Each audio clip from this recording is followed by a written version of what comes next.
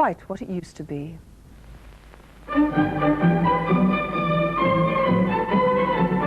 When Dr. Finlay's Casebook began in 1962, few guessed it would become a television classic. Aye, aye, you're putting on the weight, Mrs. Dobie, eh? Now, just to tell me, does this hurt?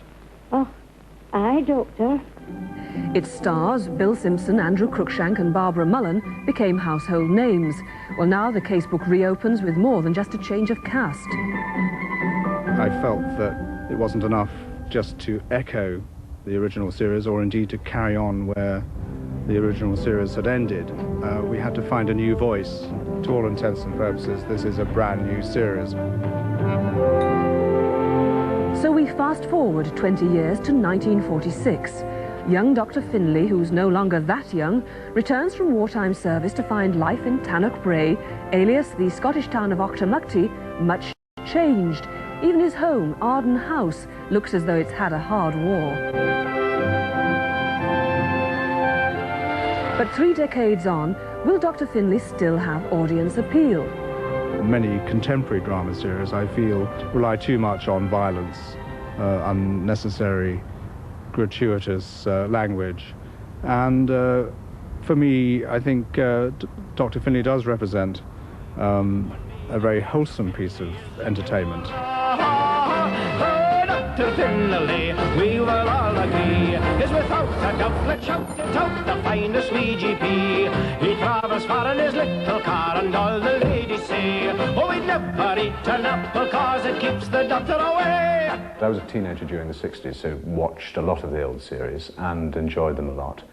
And yes, it's worrying on one level, but it's delightful on the other. I mean, it's not an attempt at imitating Bill Simpson or Andrew Cruikshank or Barbara, any of the old team. And I think setting it in 1946 also gives it a kind of public resonance, because so much was going on then. You can't be serious, Finlay.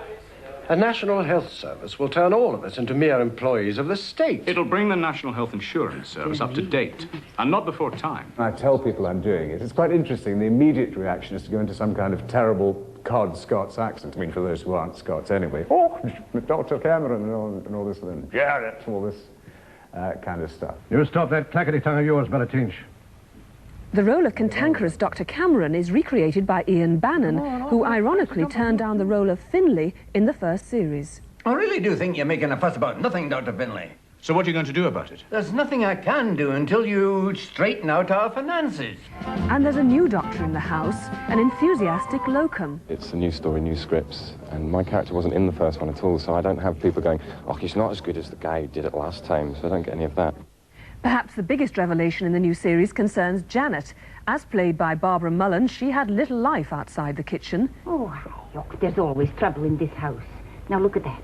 That young lad slept half my fine custard. Now, shock horror, there's a man in Janet's life, the local chemist. Dr. Finlay, this is Angus Livingston. Oh, yes, Come away to the kitchen, Angus. Help me carry some things. The producers are now hoping the series has a smoother start than Dr. Finlay's vintage car.